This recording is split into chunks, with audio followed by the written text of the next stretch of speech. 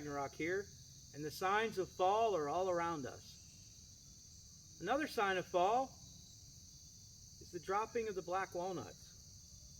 Black walnuts are an important, beneficial, medicinal, as well as a tasty treat. So today, we're going to collect some of these and make some black walnut tincture.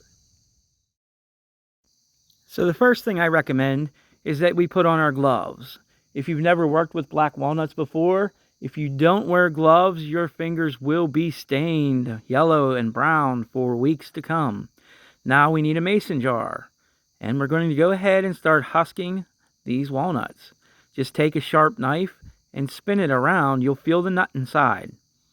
Just spin your knife all the way around, and then you can twist the husk right off. And we're going to go ahead and just drop that right into our mason jar. And we're going to set this nut aside for later. Now we're going to go ahead and continue to remove the hulls from these walnuts in the same fashion. I'm going to put all of these into this jar. All the hulls that we collect are going to get pushed down and cut and placed into the jar. Now, when we cut these open, the hull inside is normally white until it oxidizes, and then it turns the brown color that you can see. If you look closely here after I pull this nut out, you'll see what I'm talking about. Right there, it's white. It'll oxidize in seconds. Now you might be wondering why you would want to make a black walnut tincture. Well, if you're unfamiliar with black walnut, it is high in antibacterial, antifungal, antimicrobial, and antiparasitic power. That's right. You can use this to remove parasites from your body or from that of your livestock who need parasite prevention way more often than we do. This is a more natural and organic means of accomplishing that task.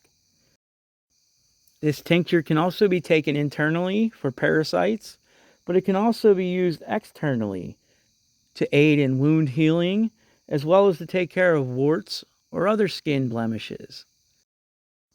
Another interesting fact is that black walnut hulls are high in iodine, and they're one of the few iodine supplements that you can find in nature. That's right. This hull here that would be thrown away and wasted is actually a great source of iodine. Keep that in mind in case you ever find yourself in the need for iodine. Not only for traditional means, but also for prevention of other incidences. This can be painted onto a wound or dropped onto a wound in the same effect as iodine for cleansing and for its antimicrobial as well as antibacterial aid. And accordingly, the best way to receive the iodine is through the skin. So instead of swallowing it internally, you could paint it onto your skin and let it absorb naturally. This method of painting the skin is historically proven to aid the people in times of need. Alright, so I'm going to go ahead and pack these hulls down in as tightly as I can. Packing them right like, yep, there we go. So the next thing we're going to do is add the vodka. We're using a 40% vodka, aka 80 proof, because this tincture is strong enough to be viable in 80 proof alcohol. Normally we would use 100 proof vodka for most other things, but you can get away with it in this instance. So I'm just going to go ahead and let the air bubbles work themselves out, and then I'm going to go ahead and press further to get as much air out of there as possible.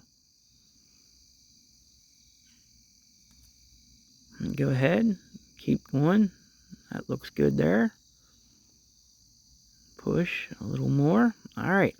So what I'm going to do then is go ahead and fill it the rest of the way with the vodka. We don't want any rising to the top if at all possible. We want it to stay submerged in the alcohol. Now I'm going to take my labeled cap with the date and name. Go ahead and put the ring on. And I'm going to agitate it. Shake it, shake it, shake it. I want to get it mixed in there as much as possible.